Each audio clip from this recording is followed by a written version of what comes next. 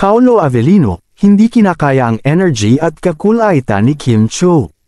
Talagang puno ng saya ang araw na ito para sa Kim Chiu fans dahil na rin sa latest announcement ng pagbibidahan na movie ng dalawa. Sa isang video nga ay makikita nating nasa backstage sina Kim Chiu at Paolo Avellino at masayang nagpapakuha ng behind the scenes ang dalawa. Hindi din kinakaya talaga ni Paolo Avellino ang pagiging makulit ni Chanite Princess dahil todo na todo ang pag-hype nito sa aktor. Alam naman natin na si Kim Chiu ay kilala sa pagiging makulit at masiyahin. Madalas siyang nagbibiro at nagpapatawa, lalo na sa mga interviews at social media posts niya. Ito ang isa sa mga dahilan kung bakit marami siyang tagahang dahil sa kanyang bubbly at positive personality.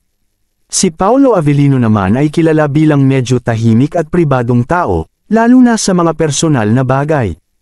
Hindi siya gaanong maingay o palakwento at mas nakikilala siya sa kanyang pagiging seryoso at reserved, lalo na sa mga interviews at public appearances. However, he's known to be witty and funny with close friends and colleagues. Kaya naman nang mag-clash ang mundo ng dalawa ay sobrang chaotic nito at napapatawa na lang si Paolo Avellino sa taglay na kakulaitan ni Kimi.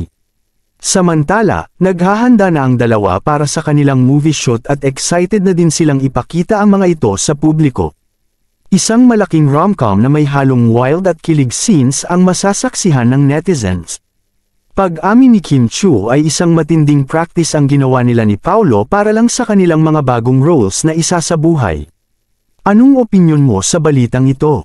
Comment down below. Maraming salamat sa panunood at huwag kalimutang mag-subscribe for more videos.